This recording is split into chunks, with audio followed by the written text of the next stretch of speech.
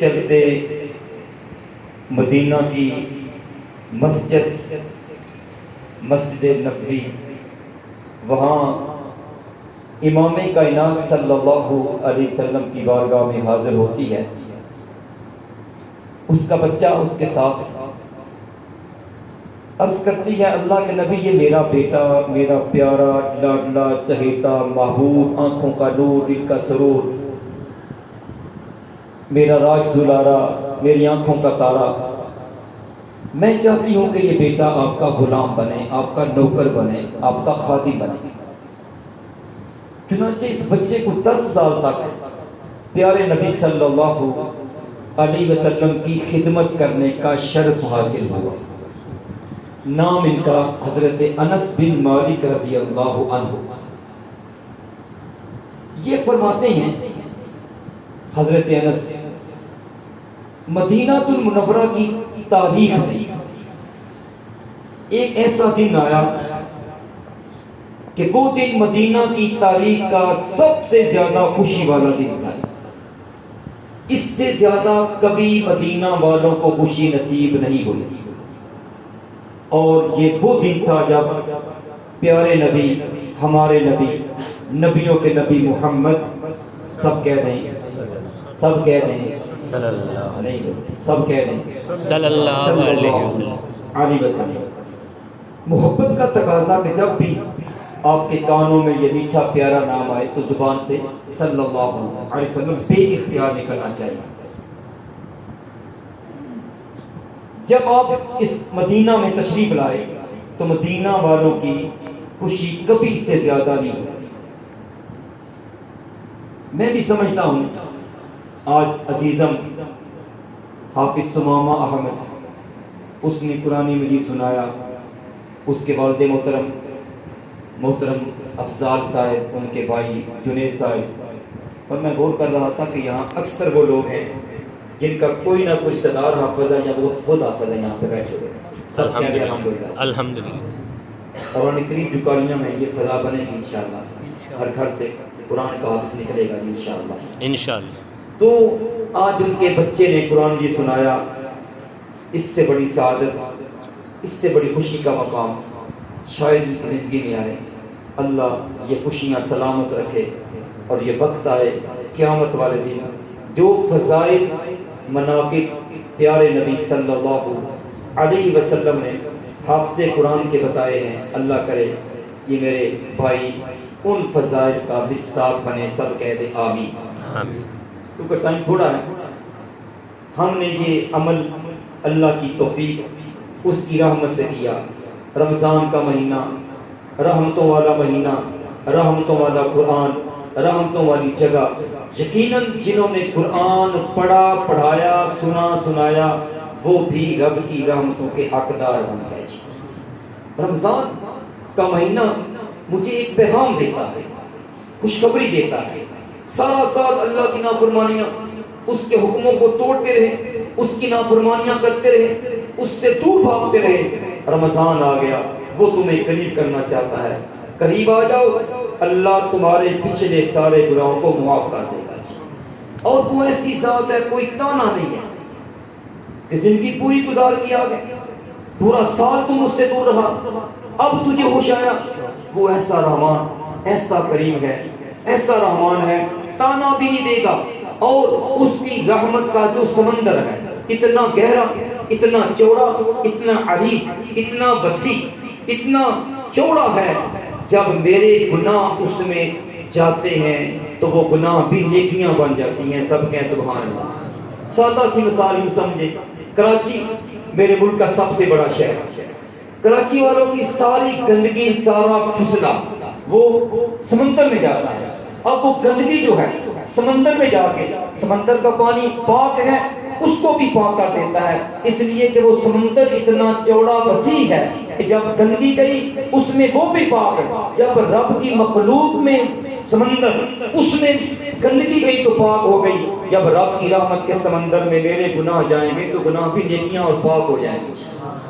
اولئک یبدل اللہ سیئاتہم حسنات، سچے دل سے توبہ کرنے والا جب وہ سچے دل سے توبہ کرتا ہے اللہ فرماتے ہیں میں رحمان ہوں، میں بخشنے والا، میں گناہ کو چھپانے والا۔ جب تو سچے دل سے توبہ کرے گا میں اللہ صرف معاف نہیں کروں گا بلکہ تمہارے گناہوں کو بھی نیکیاں بنا دوں گا۔ وَكَانَ اللَّهُ غَفُورًا رَحِيمًا، اس لیے کہ اللہ بخشنے والا مہربان ہے۔ غفور کا معنی کیا ہے؟ چھپانے والا، غافر چھپانے والا۔ ایسا بھی تو ہو سکتا ہے قیامت کا دن ہو اللہ میرے گناہوں کو، میری بدعمالیوں کو، میری نافرمانیوں کو، میری معصیت کو سارے لوگوں کے سامنے بیان کریں، فلاں جگہ پہ یہ کام کیا، فلاں جگہ پہ میری نافرمانی کی، میرے حکموں کو توڑا، اللہ ساری دنیا کے سامنے میرے گناہوں کو بیان کر کے اللہ پھر میرے گناہوں کو معاف کر دے۔ ایسا بھی تو ہو سکتا ہے، لیکن وہ کتنا رحمان ہے، کتنا غفور ہے۔ نبیوں کے امام جناب محمد صلی اللہ علیہ وسلم اللہ کی بارگاہ میں دعا کرتے ہیں اے میرے اللہ جس نے کلمہ پڑھا مجھے نبی مانا، میں یہ چاہتا ہوں، میری یہ تمنا ہے، میری یہ آرزو ہے، میری یہ چاہت ہے اللہ قیامت کا دن ہو اس کے گناہ باقی لوگوں کے سامنے ظاہر نہ ہو، اس کی برائیاں باقی امتوں کے سامنے، باقی نبیوں کے سامنے ظاہر نہ ہو، تاکہ میرا ان کی جو ہے یہ بدنام نہ ہو جائے، اس کی بے عزتی نہ ہو جائے۔ اللہ فرماتے ہیں میرے پیغمبر اگر یہ تیرا ان کی تجھے پیارا ہے تو بندہ میرا ہے، مجھے بھی پیارا ہے۔ اگر یہ بندہ سچے دل سے توبہ کرے گا اللہ فرمایا سترتھا عنکا، ان کی برائیاں میں اللہ تجھ سے بھی چھپا لوں گا۔ جن فرشتوں نے لکھا ہوا ہوگا وہ بھی بھول جائیں گے، جس کاغذ میں برائیاں لکھی ہوئی ہوں گی وہاں سے مٹا دی جائیں گی، اور اللہ اپنی رحمت والی چادر میں لے کے بندے کے گناہ چھپا کے اس کے گناہ کو معاف کر دے گا۔ سبحان اللہ، وہ تو بخشنے والا ہے۔ تو یہ رمضان کا مہینہ میرے پاس رحمت بن کے آیا، ہم نے اللہ کی توفیق سے یہ عمل کیا۔ اچھا، جب کوئی عمل کرنے والا عمل کرتا ہے تو چار باتیں اس کے دل و دماغ میں ہونی چاہیے، لیکن میں صرف ایک بات بیان کروں گا، صرف ایک بات، ٹائم کا لحاظ کرتے ہوئے۔ کل بھی ہمارے پروگرام رہ گیا جاتے، وہ بہت زیادہ ناراض ہیں، بہت زیادہ ناراض، اور کبھی کبھی وقت میں اللہ ایسی برکت ڈالتے ہیں۔ کل مغوا میرا پروگرام، وہاں سے آپ کو میں جتوالیاں بھی کر دی، لیکن ایک پروگرام رہ گیا جی، وہ بھی غلط فہمی کی وجہ سے سب سے ناراض ہو گیا جی۔ اللہ تعالیٰ جی ہمارے دلوں میں نفرتیں مٹا کے اپنی رحمتیں محبتیں ڈال دے، سب کہتے آمین آمین۔ اللہ جب بھی کوئی عمل کیا جائے اٹھائیں قرآن مجید، اللہ کا قرآن بتاتا ہے اللہ عمل کرنے والا کون ہے جسے جد الانبیاء کہتے ہیں، عمل کرنے والا کون ہے جسے ابو الانبیاء کہتے ہیں، عمل کرنے والا اتنی عظمت والا، اتنی شان والا اللہ کہ جتنے نبی دنیا میں آئے اس کے بعد جتنے نبی آئے وہ سارے نبی اس نبی کی اولاد میں پیدا ہوئے، یعنی حضرت ابراہیم علیہ السلام۔ اتنی شان، اتنا مقام، اتنا درجہ، اتنی شان ہے کہ قرآن مجید کی 25 سورتوں میں اللہ نے ابراہیم کا ذکر کیا۔ قرآن مجید کی 63 آیات کے اندر اللہ نے ابراہیم علیہ السلام کا ذکر خیر کیا، اور پوری ایک سورت اللہ نے حضرت ابراہیم کے نام سے قرآن میں نازل کی۔ سب کہیں سبحان اللہ۔ حضرت ابراہیم علیہ السلام خود مستری بن کے، مزدور بن کے، معمار بن کے، گارا بنا کے، پتھر اٹھا کے اللہ کا گھر بنا رہے ہیں، اور اللہ کا گھر بنانا یہ اتنی بڑی عظمت کی بات ہے، اتنے ثواب کی بات ہے، اتنا اجر ملتا ہے۔ اللہ کے نبی فرماتے ہیں من بنا للہ مسجدا بنى اللہ لہ بیتا فی الجنہ۔ سب کے سبحان اللہ۔ اب اللہ کے نبی کی زبان مقدس اس میں کتنی وسعت ہے، جامعیت ہے، فصاحت ہے، بلاغت ہے، حکمت ہے، ندرت ہے۔ من بنا للہ بنى اللہ لہ بیتا، ایک ایک حرف کے اندر بڑی وضاحت ہے۔ اللہ فرمایا جو بندہ اللہ کو راضی کرنے کے لیے زمین میں اللہ کا گھر بنائے گا، اللہ جنت میں اس کا گھر بنائے گا، اللہ اس کا جنت میں گھر بنائے گا۔ بندہ اپنی طاقت، اپنی دولت، اپنی حیثیت کے مطابق اللہ کا گھر بنائے گا، اور اللہ اپنی رحمت سے بندے کا جنت میں گھر بنائے گا۔ صحابی کھڑے ہوتے ہیں، اللہ کے نبی، ہر بندے کے پاس اتنی طاقت نہیں ہے، اتنی استطاعت نہیں ہے، اتنا صاحب دولت ثروت نہیں ہے کہ وہ بندہ بہت بڑی مسجد بنا سکے۔ آپ صلی اللہ علیہ وسلم ارشاد فرماتے ہیں، ایک چڑیا، ایک پرندہ اس کے گھونسلے کے برابر جو اللہ کا گھر بنائے گا، اللہ اس کا جنت میں گھر بنائے گا۔ محدثین اس کی تعبیر یہ کرتے ہیں، یعنی تھوڑا سا بھی جس نے اللہ کے گھر میں حصہ ڈالا۔ اب یہاں اعلان ہوتا ہے اللہ کا گھر بنانا ہے، ہر کوئی اپنی طاقت کے مطابق، اپنی حیثیت کے مطابق یا اللہ کی توفیق کے مطابق حصہ ڈالتا ہے۔ اللہ مستری کام کرتے ہیں، مزدور کام کرتے ہیں، ان کو یہ درجہ سنایا گیا کہ اللہ ان کا جنت میں گھر بنائے گا۔ اور یہاں حضرت ابراہیم علیہ السلام پیسہ مال نہیں دیتے، خود اپنے ہاتھوں سے پتھر اٹھا کے اللہ کا گھر بنا رہے ہیں، اللہ کا گھر بنا رہے ہیں۔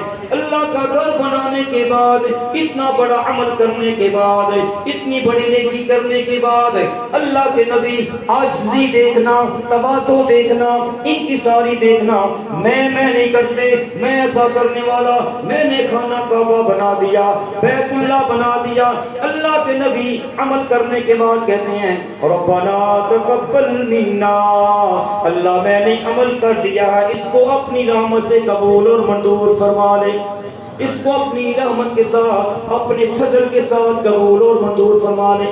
ربنا تقبل، تفعل، اس میں تکلف ہوتا ہے۔ اللہ کہنے والا یہ کہتا ہے اے میرے اللہ، اس کے الفاظ میں عاجزی ہوتی ہے، ربنا تقبل منا، اللہ میں نے عمل کر دیا ہے۔ ہم بھی کہتے ہیں مولا عمل ہم نے کر دیا، یقیناً جو قرآن پڑھنے کا حق تھا وہ پڑھنے والا نہ ادا کر سکا، جو قرآن سننے کا حق تھا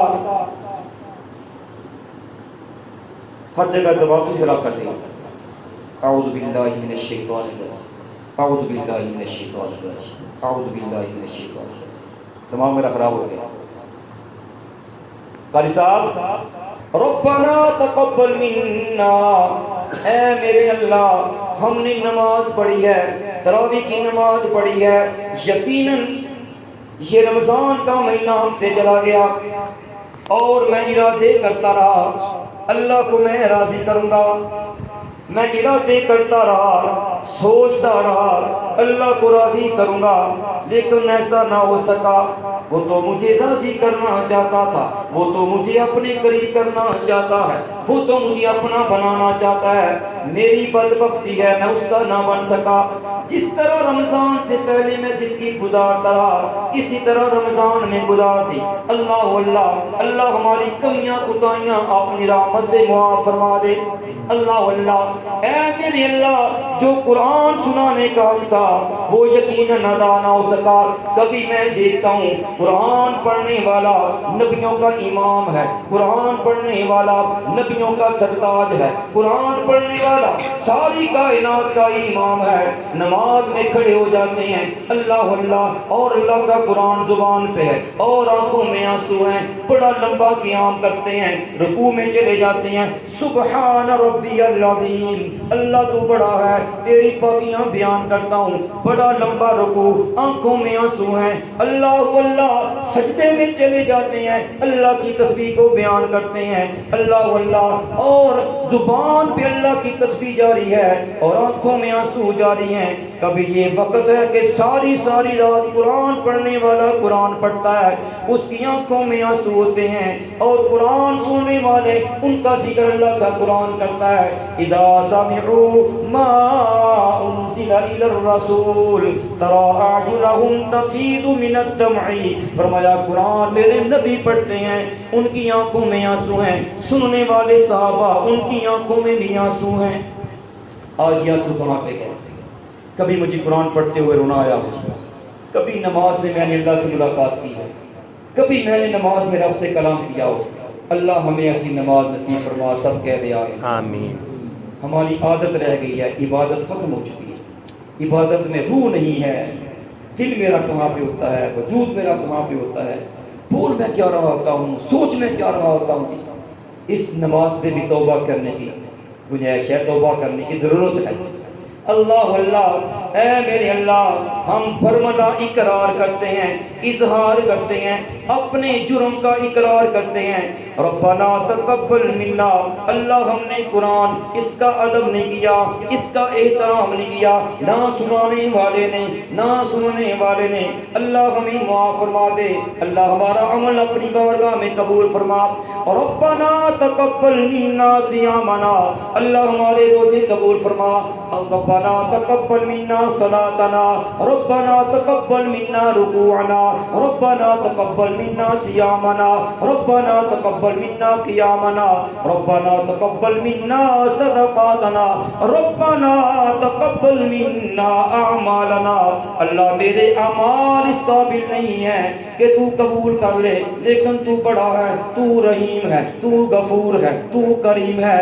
اللہ میرے اعمال کو نہ دیکھ، میرے عمل کو نہ دیکھ، اپنے فضل کو دیکھ کے میرے ٹوٹے پھوٹے عمل کو قبول اور منظور فرما لے۔ آمین۔ ربنا تقبل منا، یہاں میں اکثر جملہ کہا کرتا ہوں، ایک تو میرے وہ اعمال ہیں، جھوٹ ہے، چوری ہے، غیبت ہے، برائی ہے، نماز نہ پڑھنا، یہ ایسے اعمال جو قابل مواخذہ اللہ پکڑ سکتا ہے، لیکن اللہ کی قسم سچی بات یہ ہے، اگر اللہ مجھے میری نماز پہ پکڑ لے، اللہ مجھے میری صدقات پہ پکڑ لے، اللہ میری عبادت پہ مجھے پکڑ لے، اور اللہ مجھے کہے ایسے نماز پڑھتے ہیں، ایسے روزہ رکھتے ہیں، ایسے اللہ کا ذکر کرتے ہیں، تیرا کیسا عمل ہے؟ اگر اللہ مجھے میرے اعمال پہ پکڑ لے تو یہ اللہ کا عدل ہے، اور اگر اللہ میرے ٹوٹے پھوٹے اعمال قبول فرما لے تو یہ اللہ کا فضل ہے۔ اللہ سے عدل نہ مانگو، اللہ سے فضل مانگو۔ وَاسْأَلُ اللَّهَ مِن فَضْلِهِ، اللہ سے اس کا فضل مانگو۔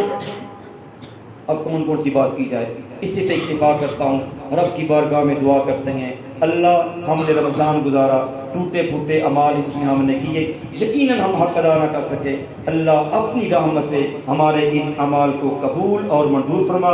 حافظ صاحب کی جو تراویح میں قرآن پڑھنا، چھوٹا بچہ ماشاءاللہ اس نے کی تو اللہ نے توفیق عطا فرمائی، اس نے قرآن پڑھا، پیچھے ان کے والد کھڑے ہوئے ہیں، چچا کھڑے ہوئے ہیں، استاد کھڑے ہوئے ہیں، جی اللہ نے اس کو توفیق عطا فرمائی۔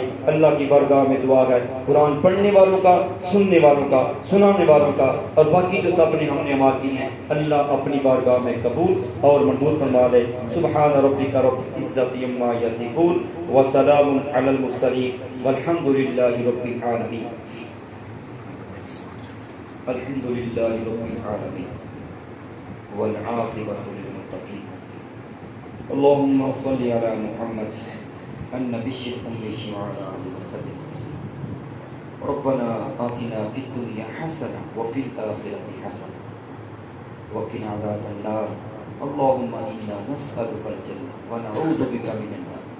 اللهم حاسبنا حسابا يسيرا، اللهم اغفر لنا قبل الموت وارحمنا عند الموت ولا تعذبنا بعد الموت ولا تحاسبنا يوم القيامة إنك على كل شيء قدير۔ ربنا وآتنا ما وعدتنا على رسلك ولا تخزنا يوم القيامة إنك لا تخلف الميعاد۔ ربنا تقبل منا إنك أنت السميع العليم وتب علينا إنك أنت التواب الرحيم۔ صلى الله تعالى على رسولك محمد وآله وصحبه أجمعين برحمتك